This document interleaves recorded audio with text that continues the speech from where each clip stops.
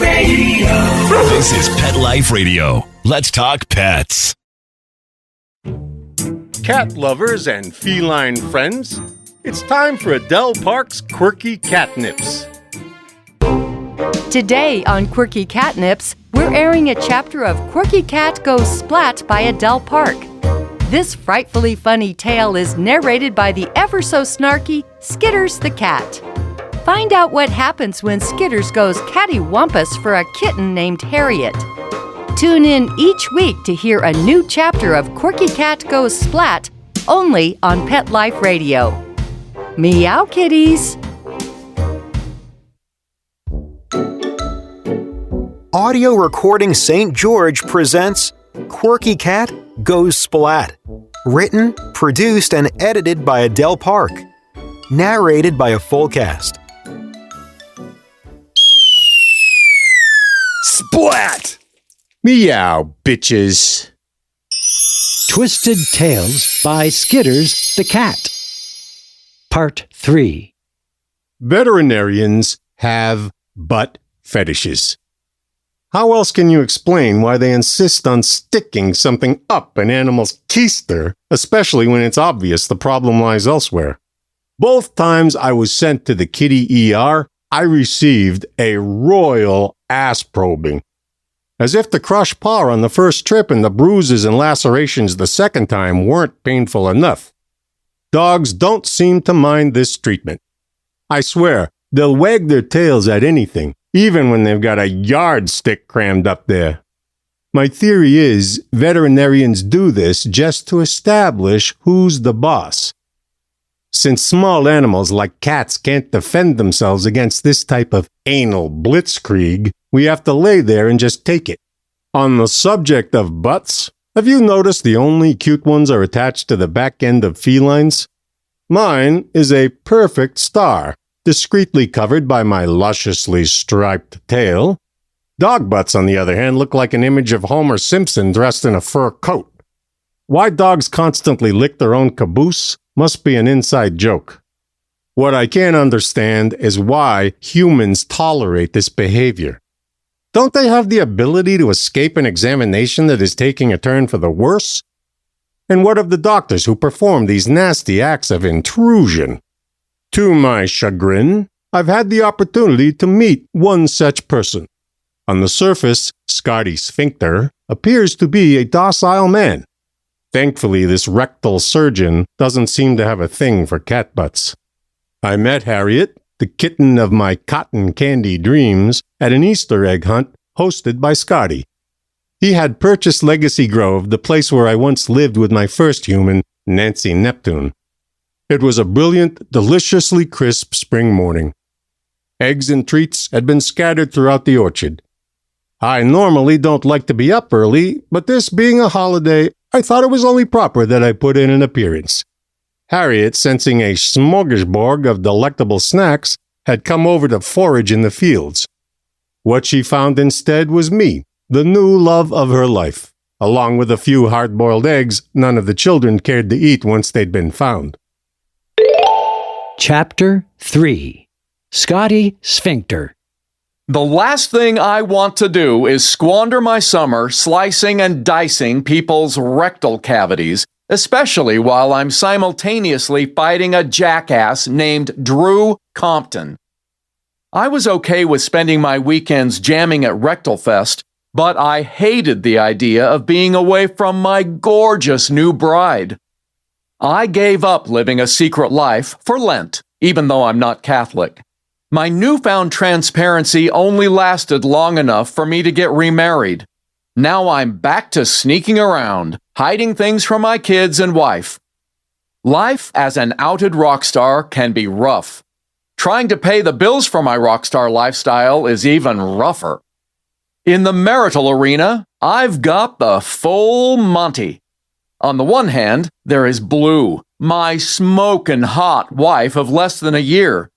On the bottom end of the spectrum, there's Colette, a notoriety-sucking piranha who I divorced on the basis of irreconcilable sleaziness.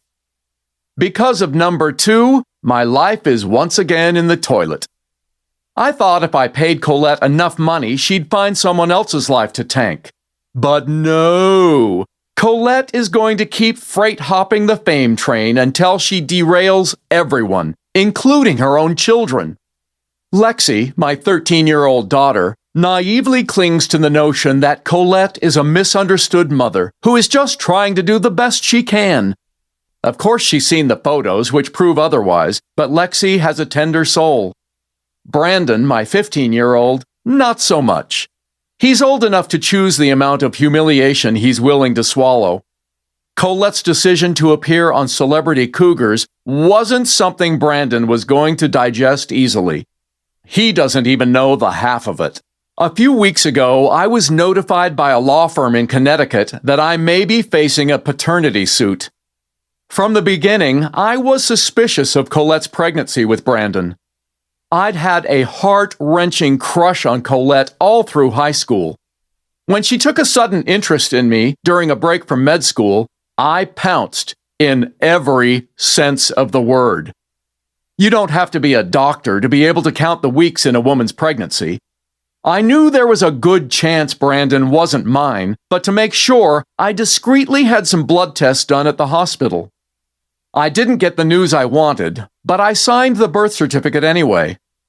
When a series of depraved photos of Colette circulated among the students at Brandon's school, I filed for divorce and got custody of the kids.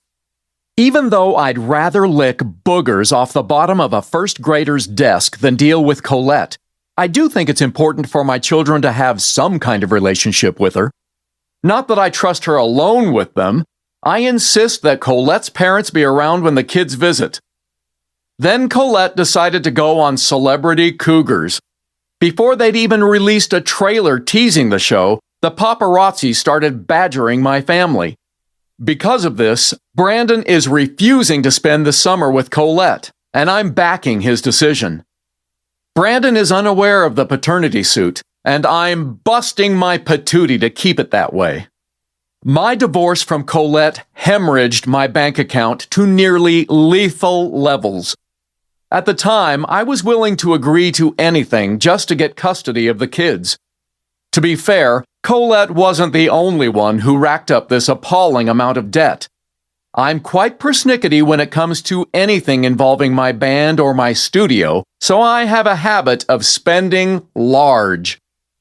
I was just getting back on my feet when I started dating Blue. I knew she wasn't after my money, but I was crushing on her so bad I went a little loco.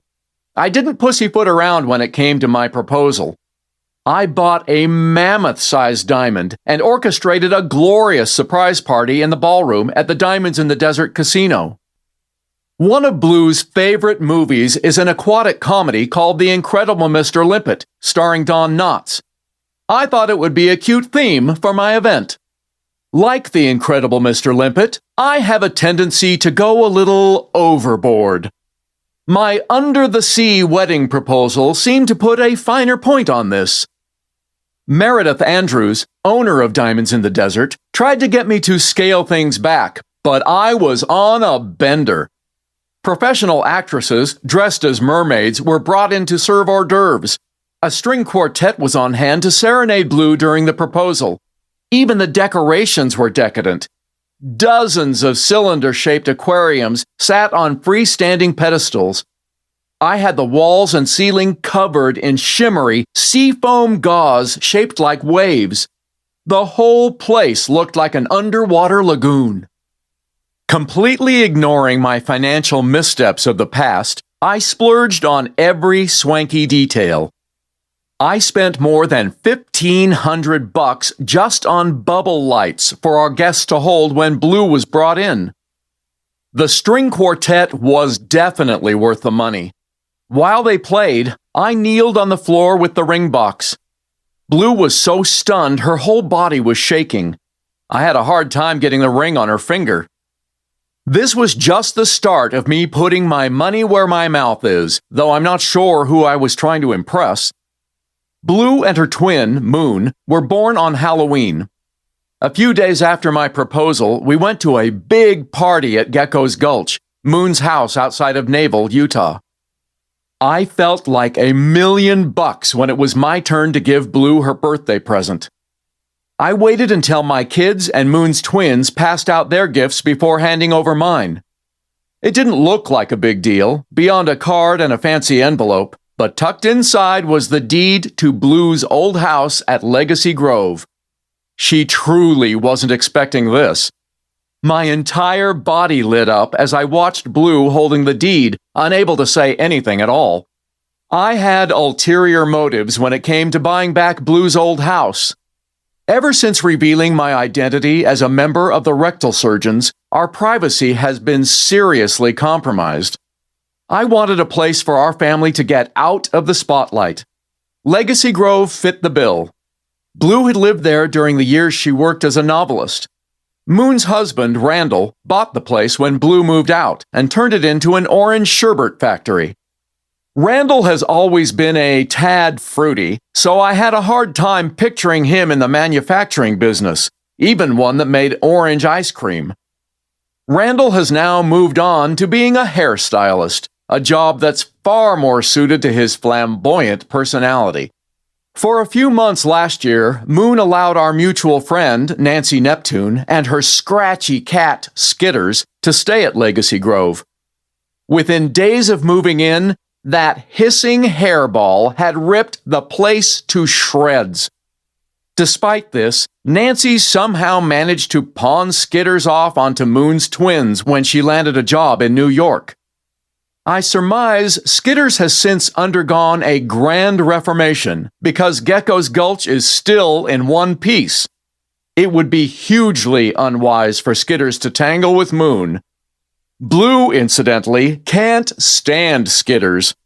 She's none too fond of Nancy Neptune either. Hang tight, kitties. We'll be back in a scratch. In the mood for a killer audiobook? Quirky Killers by Adele Park is the story of a serial bride who sends her husbands to heaven in a hurry. Too bad the cops don't see the humor in this and arrest this woman who is just trying to make sure everyone gets to meet God. Quirky Killers. Get it today on audible.com. You'll die laughing. Begging to hear more of your favorite show? Full episodes of all our shows are available on demand. Go to PetLifeRadio.com to fetch our entire lineup of Possum Pet podcasts. Also, dig us up in iHeartRadio and iTunes. Let's talk pets. Live and on demand only from Pet Life Radio. Let's talk pets. Let's talk pets On Pet Life Radio. Pet Life Radio. PetLifeRadio.com. We now return to more of Quirky Cat Goes Splat by Adele Park on Pet Life Radio. Before my ex-wife, Colette, took up extracurricular activities with a student at Brandon's school, she had an ongoing affair with Drew Compton, the worthless schmuck who is now forcing me into a paternity suit. I understood Drew was likely Brandon's father, but it chafed me to no end to find out Colette continued to see him after we got married. I was on the road with the rectal surgeons when a friend of mine tipped me off that Colette was still crashing her custard truck into Drew's dingy garage. Infuriated, I went on a revenge date with Nancy Neptune. I didn't even know Blue at the time, but when she figured out my connection with Nancy, it nearly blitzed our chances of having a relationship. Nancy's former cat, Skitters, is the most self-entitled animal I've ever met. When Nancy lived in Naval, she took Skitters everywhere she went, so he was used to being in a lot of public settings. Whenever Skitters is bored and wants a change of scenery, he hops in whatever car is heading out. Skitters even rides in a cargo bin on one of the ATVs at Gecko's Gulch. I don't know if Blue dislikes all cats, but she does nothing to disguise her utter loathing of Skitters, perhaps because of his association with Nancy Neptune. After viewing the damage Skitters caused at Legacy Grove, I can't say I blame her. The morning after I gave Blue the title, All hands were on deck to de-skitterize it. We had stayed up late celebrating Halloween birthdays at Gecko's Gulch, but that didn't deter Blue from waking everyone up while it was still dark the next morning, which was All Saints' Day. Blue is fascinated with anything mystical. The pre-dawn house blessing at Legacy Grove was right up her alley. Brandon was in a foul mood over having to get up so early, but his buddy, Taj, acted like the cosmic ritual was the neatest thing since individually packaged cheese slices. To Blue's consternation, one of the twins brought Skitters along. He seemed to be on his best behavior that morning, perhaps sensing one little misstep could have disastrous consequences. Blue had everyone stand in a circle around the house. As the sun was rising, Blue passed around lighted sticks of sage to use as a spiritual cleansing agent. The morning was misty, blending with the smoky sage. I'm not what anyone would call a New Ager, but I was entranced by the spicy smells and orangish red sun rays glowing through the mist. Unfortunately, that warm, Deepak Chopra sort of feeling only lasted until we got back to Las Vegas. During a private discussion about our upcoming wedding, Blue mentioned she'd like to have it at Legacy Grove. I had pictured something a little more majestic, but that wasn't the big sticking point.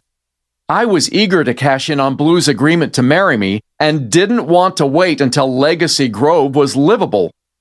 It could take months, maybe even a year to erase all signs of Skitters, especially since he was still hanging around. I'm no fuddy-duddy, but because of my kids, shacking up with Blue was not an option. Having her continue to live in a suite at the Diamonds in the Desert Casino wasn't going to fly with me either. I wanted Blue in my bed, in my house, pronto. Blue and I had our worst fight ever over how the wedding should go down.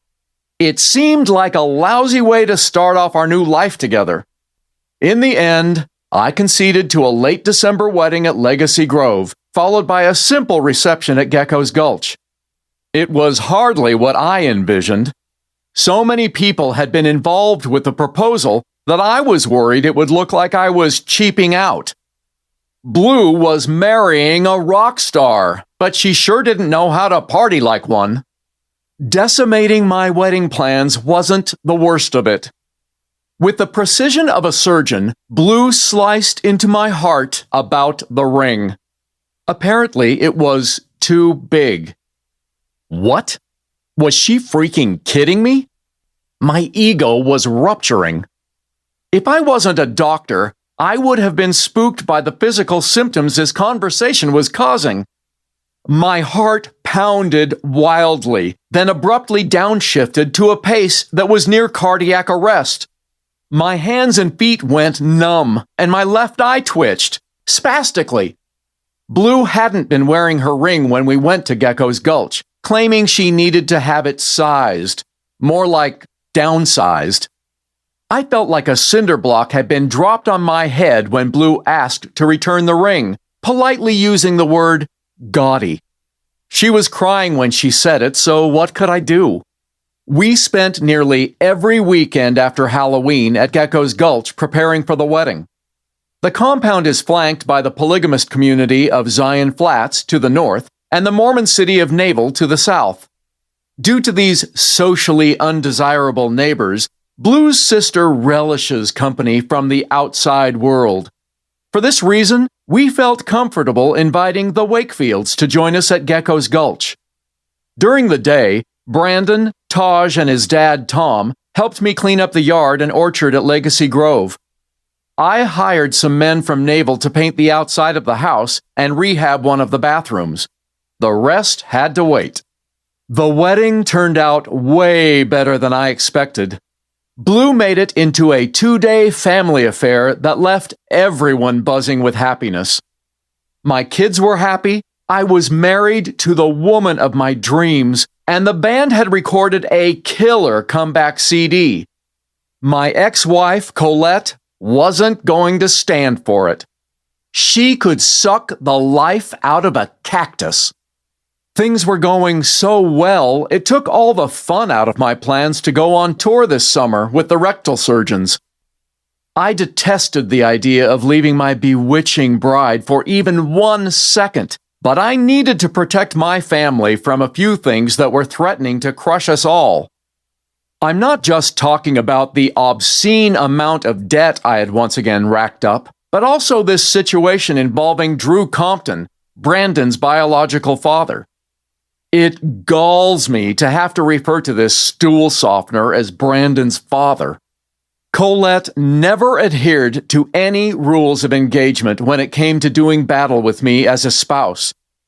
She took pleasure in bombarding me with brutal statements designed to annihilate my soul. As a result, Brandon has a peripheral idea that I'm not his biological father. My objective now is to make sure this isn't affirmed in a very public manner. When it comes to the entertainment business, I'm a lot more plugged in than Colette will ever be. I was tipped off that she was going on Celebrity Cougars before she ever talked to the kids about it. My sources claim she barely made the cut. The one bit of drama Colette could contribute was to reveal I'm not Brandon's biological father. My response was to lawyer up. Drew Compton still lives in my hometown of Hartford, Connecticut.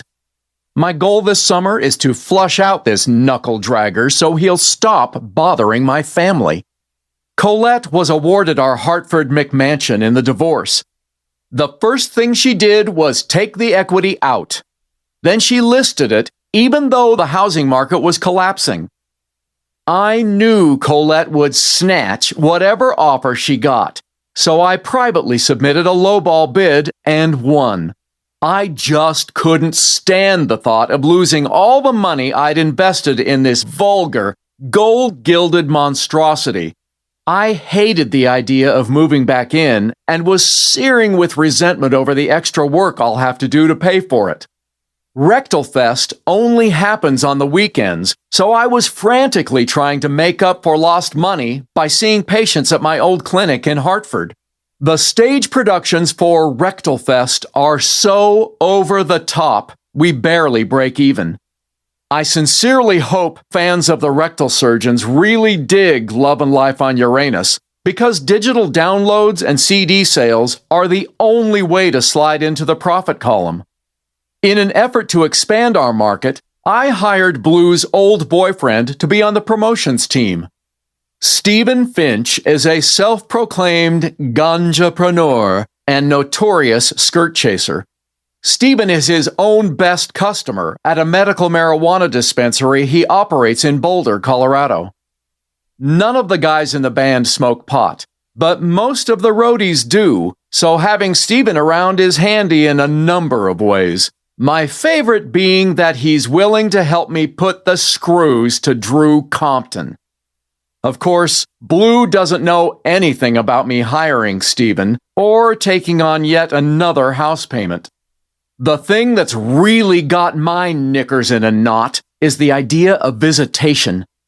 I have legal custody of Brandon, so if Drew keeps jabbing away with this paternity suit, I'm going to sue for child support.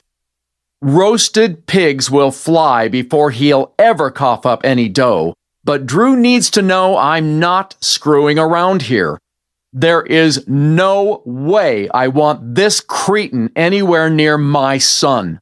Several years back, I had the displeasure of treating one of Drew's ex-wives for a horrifying injury that was obviously not accidental. If Drew would do that to a woman he was slapping sloppies with, there's no telling how he'd react to a mouthy teenager. In the event that I lose the paternity contest, I need something to dissuade the court from granting Drew visitation. With God as my witness, Drew Compton is going to regret the day he tinkered with this rectal surgeon. Skitters the cat hates Blue McKenna more than digesting hairballs.